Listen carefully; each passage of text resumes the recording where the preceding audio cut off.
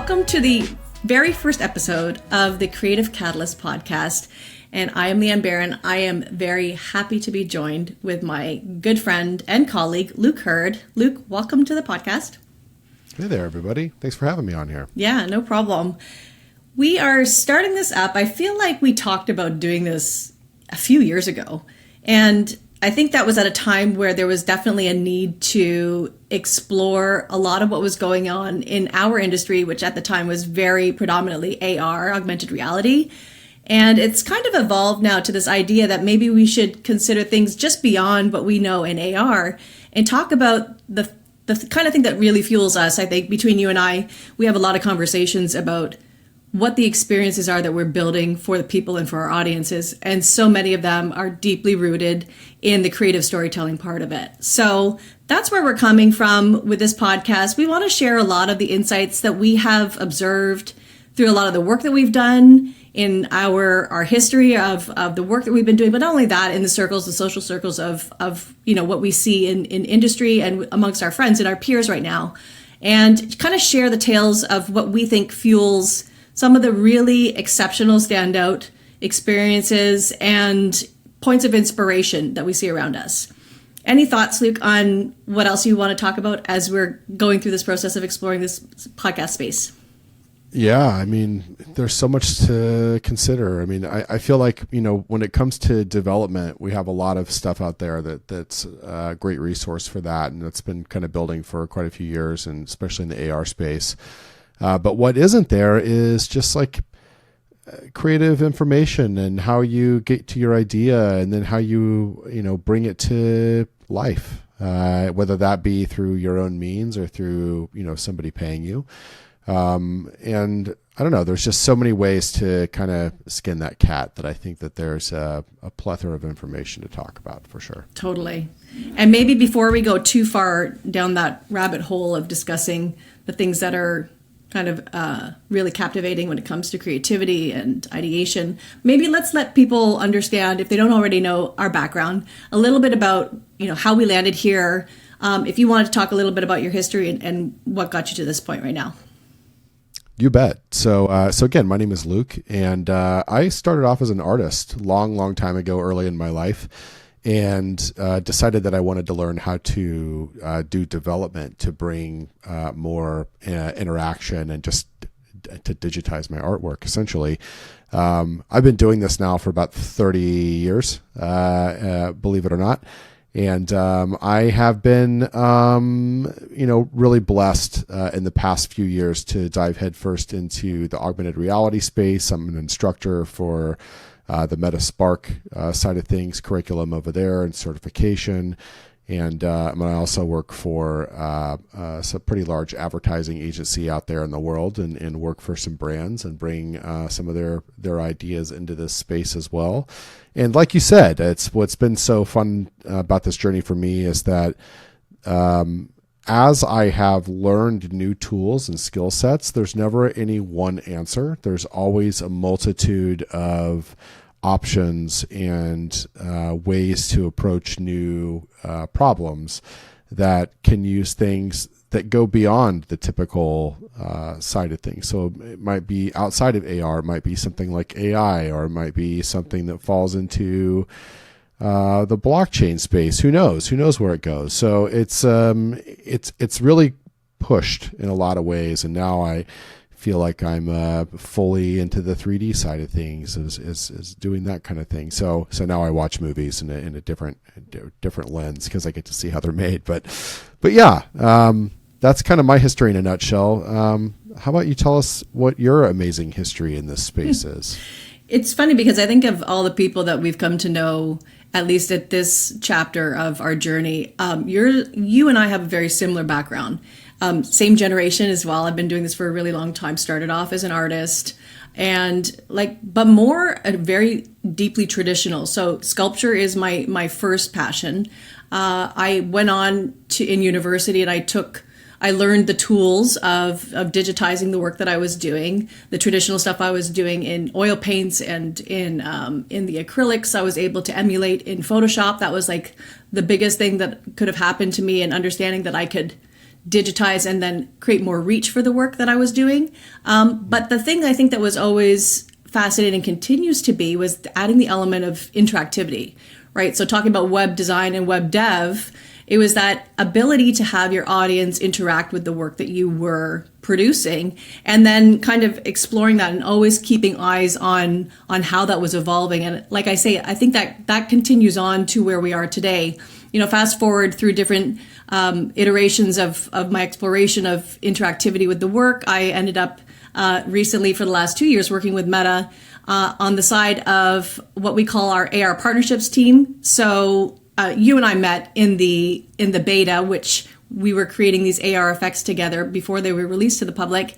And then I ended up joining the team that was supporting that internally to be sure that I was able to be a voice for the community, to bring forth a lot of opportunities to them for visibility, but also to change the structure of how monetization was happening for these AR creators. We worked on a ton of great projects together. You and I, actually, Luke, we've done a lot of work together, but with a lot of the folks in the community. And I feel like maybe that's something I would love to just touch on lightly, because I feel like the community that we run with all have this kind of mindset, right? That it's not so much about the fact that we're sitting here in AR, but we're actually in a space where we are contemplating this tool that we're using, and that it has this element of interactivity.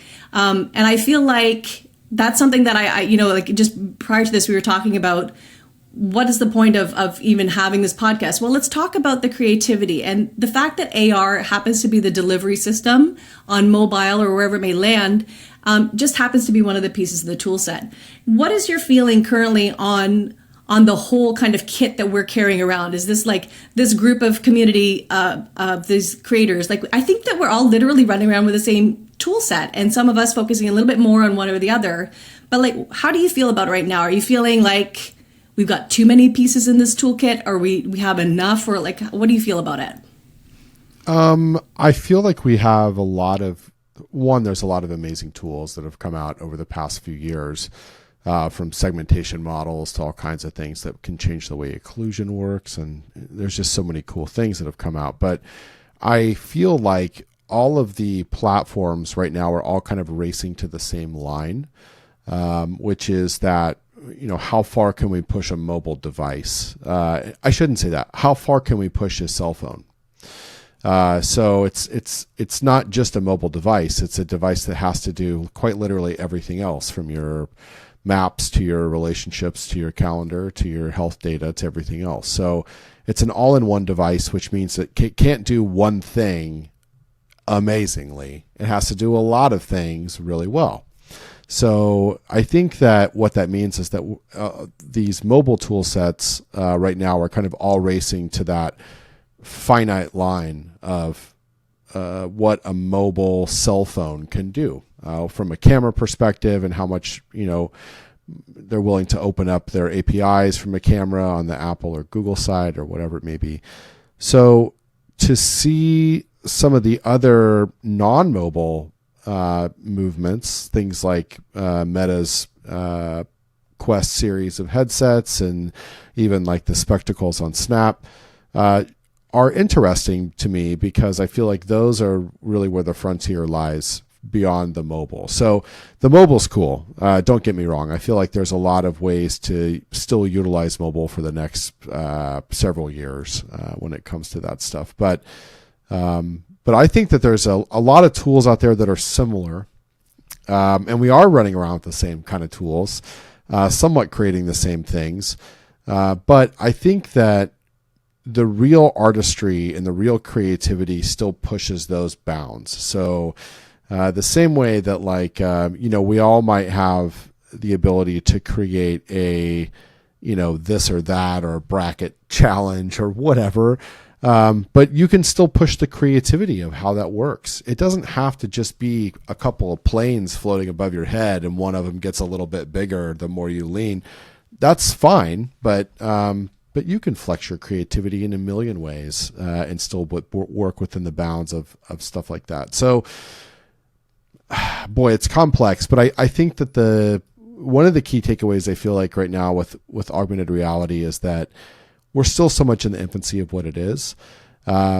and we are, you made a good point earlier before we actually started recording, which was that augmented reality is a delivery mechanism. It's not the thing. Mm-hmm. That's not the wow factor. That was at first, but that can't carry forever. The same way that, like, when all the apps came out for iPhone, they were flashlights. And yeah, I remember and that. like drinking. Yeah, they were like drinking games where you like tilted your phone and the liquid would look like. So it would take use of the gyroscope and it would use the flashlight and stuff. Yeah. It's fine. That's fine. But as we know, that's not functional stuff. That's not stuff that has a lifespan. It's using the device for its quirky nature. The same way that AR is doing right now. We're using the device for its quirky nature, but it goes beyond that, and it's bigger than that. And ubiquity means that people are bored of the interface. Mm-hmm. You use your mouse and your keyboard and your touchscreen on your computer or your touchscreen on your phone, but at one point those things were quirky in their own right. The mouse was very quirky when it first came out, and the touchscreen was super quirky with its pinch and its zoom and 2-finger scrolling as opposed to 1-finger scrolling and all that stuff. There's quirkiness to all this stuff, and in the beginning, the quirks are enough to carry the creativity.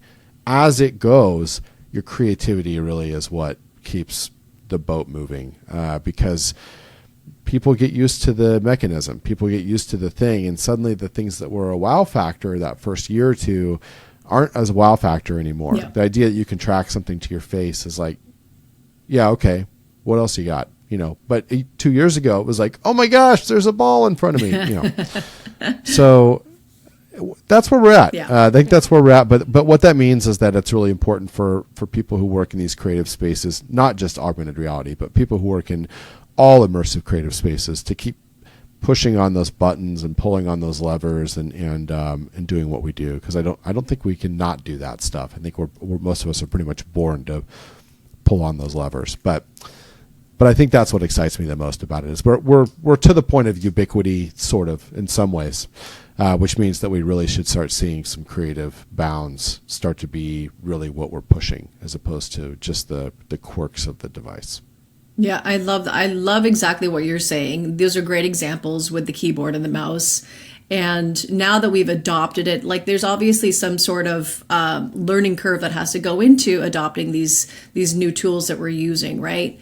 But let's just go back. I loved what you were saying about the creativity, and that you'll always have the bounds. You're always going to have the requests, let's say, for the output to be, like, for example, what you're saying with the this or that. Let's kind of circle back to that for 1 second, because what I want to discuss with this audience is how you can really take the confines of the ask and then bring yourself as a creative person and bring your creative voice to the parameters of the ask for you. So in this case, like, let's talk a little bit about that and some of the ways that we could really finesse the this or that experience. Like, to your point, what you were saying, you can have things kind of pop out. There are so many elements, especially when it comes to this being an immersive experience, that you want to build creatively for the fact that your user's going to be interacting with it. So what are some of the things, again, when you're pushing the boundaries of what we're seeing on mobile? I would hazard to say that it's, for me as a creative individual who's trying to make my mark in the space and let people know, okay, this is how you're going to expect me to show up. I would have a very unique kind of signature look. This is kind of a strategy that I think works really, really well with a lot of the creators who are then known for a very specific kind of a niche, a signature style, as you would have had, say, the traditional arts that we would have observed previously, that you still see in the galleries and in the exhibitions that pop up in museums, that you start to develop a kind of creative language that is almost your own personal brand. And I feel like, obviously, you're going to have limitations if you're being commissioned by a brand or a partner to do work on their behalf. But my suggestion, I think, to folks, as we're talking about the creative process behind this, is to start considering what is your creative language and how you express your creative self as a brand, or self, see, you have a small agency or something like that. Because I really feel like that is what is going to help you establish yourself in a space full of noise. I think the one thing that we all can do, and like you said, you touched on briefly, is that you kind of have to kind of be a jack of all trades in this space. That you're going to have to know, everything that you're capable of doing. You're going to have a little bit of knowledge in UI design. You're going to have a little bit of understanding, maybe in audio, if you're going to be adding that into some of the experiences that you're building out. But given that, you don't want to necessarily blend in and be gray. You still want to have, the red lipstick, whatever it is that's going to make you kind of stand out in this big, noisy space, right? Any other contributions on how folks can stand out creatively? Well, I mean, that's a great point. I mean, if you think about any great brand, what they sell, and I'm going to go on a little bit of a brand talk here. Go for it. One thing I love about branding yourself is that you have to put a lot of thought into what exactly you're selling, and then try to tell that story through what you do. So if you think about some of the great brands like Nike, Nike never has a cross section of their shoes in their ads. They don't really talk about shoes ever. They don't ever say we're better than Reebok. They don't ever have a comparison. They don't ever have statistics about how you're going to run X percent. It's about storytelling for athletes. They're a sports company, not a shoe company. They sell shoes. Apple is a computer company. They don't talk about their specs in the same way. They don't compare them in the same way that they do, like on like a PC would. On the PC side of things, it's like you're buying like a battery. It doesn't really matter what brand it is, but with Apple it does. With Apple, you're buying an ecosystem. It's a lifestyle ecosystem. It really is. As even if you don't buy into that concept, that's what they do. And so Nike and Apple and all these brands, even Starbucks, they're not like, we sell coffee. That's not what they do. They sell something else. And there's something else that they sell that is of value to the people who buy it. And what I love so much about being able to brand yourself is that you give that ability, or you have that ability to do that for yourself in a way where you can leave your mark the same way that like if you look at like Louboutins, they have like red soles on the bottom of their shoes. You know what they are from a mile away. There are certain AR creators, when they build things, you know it's them from a mile away. And if it's not them, you immediately think of them. Yeah. Which is funny because people will copy work, and you see it and you're like, even though this is a copy, I don't think of this person. I think of the original. So I think that's what's so fun about being able to brand yourself is, one, you get to decide, like, what exactly am I selling? Am I selling intelligence? Am I selling marketing? Am I selling beauty? Am I selling fashion forwardness? What am I selling? Mm-hmm. And then the delivery mechanism is what? Augmented reality or AI or whatever the technology that you want to use. So you're not building an AR thing, you're building a thing and you're using AR. Yeah. Or you're using whatever. So I feel that way very strongly about the way that a lot of the individual creators will build their stuff, is that when they find their brand, and it's the same way that like a musician finds their voice. You know it when you find it. Mm-hmm. And you might go through a few iterations, and that's okay. It's important to just record an album and put it out there. And if it sounds like Fiona Apple and everyone thinks it sounds like Fiona Apple, then you probably haven't found your voice yet. But what that means is that you were brave enough to put an album out there, and then you're going to try something else next time. And then once you get big and famous, you can go buy the rights to that old album and make it disappear forever if you're really that concerned about it. But just saying, like, it's the same thing. Yeah. It's the same thing that musicians struggle with, and it's something to really connect the dots there, is that the reason that musicians struggle with it is because they're artists, and the reason we struggle with it is because we're artists. And even though a lot of us can be like a jack of all trades, and some of us can do 3D, and some of us can do self-promotion, whatever it may be, that's yet another good example of why it's great to collaborate with other creators, is because if you have the skills that are 1, 2, and 3, and then you work with somebody who has skills 4 and 5, then you got 5 skills that you can go flex on. And then when one person's good at promotion and they promote something you both built together, then suddenly your stuff is promoted right alongside of it. So there's a lot of moving pieces with it, but I think it's really important just to be inspired enough to want to make something. Mm-hmm. I mean, that's where it all starts. Absolutely. So, yeah. yeah. I think it's that initial thing. And so there are a lot of, I want to talk about that. Let's just go right to the core of what it is, how to find that voice that you're talking about. Whether you're a musician, whether you're a traditional artist, whether you're a digital artist, whatever type of producer or creator. That's why, we're talking about creators, because essentially you're creating something. You have this kind of essence within you, this need, this itch. I don't know. I'm not going to just speak on behalf of you, but a lot of people I've talked to have this. It's like a tapping or a niggling or a thing that just sits inside of you and is just like, you need to let me out. Right? Yeah. And sometimes it'll come in different forms. It'll be maybe ambiguous. Sometimes it's not super clear. And so you have to do like what you're saying. You're going to have to let it out and try different delivery systems. Maybe it works well in AR. Maybe it doesn't feel right. So it's like, okay, let's try a different delivery method of this thing that's niggling inside of me that needs to emerge and come out. And that's the whole practice, I think, is not necessarily subscribing to one delivery system or one tool. Maybe it's a combination of both. But I think it's more honoring what that tapping is internally and allowing time and space to explore it and giving grace for that. And I feel like people feel like, oh my gosh, I have to have the immediate hit when it comes out, and it's got to happen, right away. But no, I think the reality is that sometimes it takes a little finessing, a little bit of care, a little, like I said, a little bit of space for it to kind of grow and then find its way. We were talking a little bit too earlier about how you want to have I think you'd give the example that you want to leave the paint strokes, but allow that one that will emerge into something else or grow into something else, whether it's the Bob Ross happy mistake. Yeah, if you want to take that one, because I feel like that was a really great example.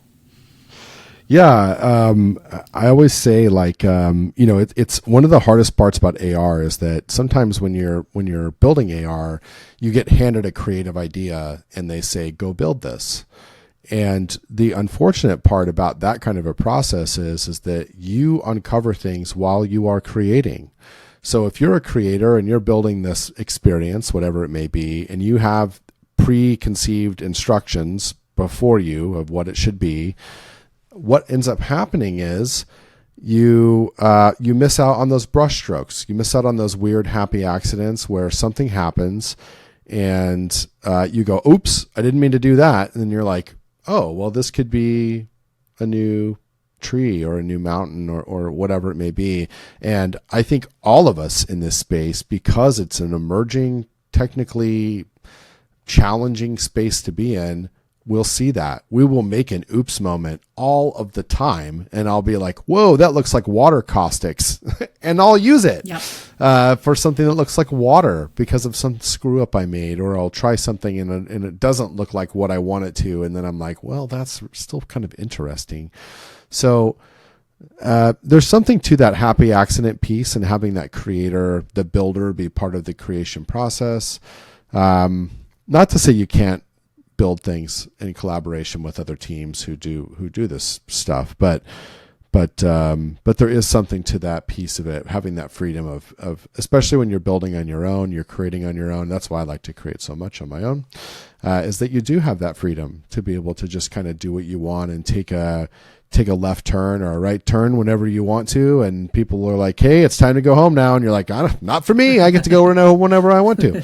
So that stuff is really cool. And I think that when I'm building things, and I use AR software like DoodlePad. I mean, I really will just open stuff up and mess around and then close it sometimes without even saving it. Or I really like the idea of just kind of playing around in a spatial space, the same way I like to doodle on a 2D notepad while somebody's talking to me.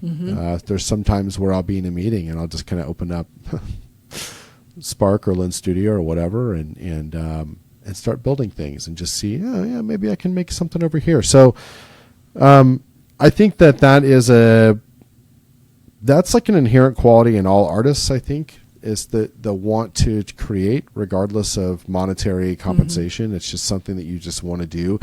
Don't get me wrong. We all want to make money for what we're doing. But but I would do it for free because I can't help it. I just can't help it. So hopefully people will pay me for it because I'll be doing it regardless. Yeah, same. And I think the more, just like any other muscle, this is also a muscle too, right?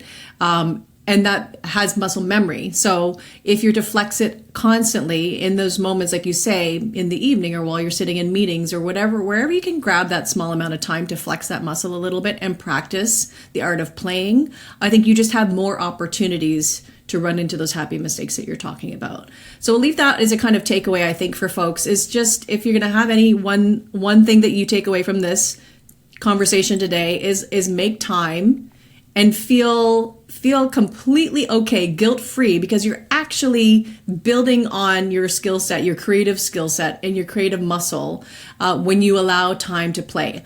I myself guarantee at least 2 hours. I try and do it on a Friday because it's like I've people are slower on Fridays anyway. So I always allow myself like 2 hours on a Friday just to mess around, whether it's a new tool, whether it's just playing with that idea that was kind of like nudging me, that I saw something as I was walking and I was like, wow, that's a really cool way that nature has created that mushroom. I want to replicate that. I want to play with it. Whatever it is, wherever you pull it from, start flexing that muscle. That's kind of the main takeaway. The other thing I do want to hint towards as we're maybe moving into the next podcast, because folks, this is going to be a series.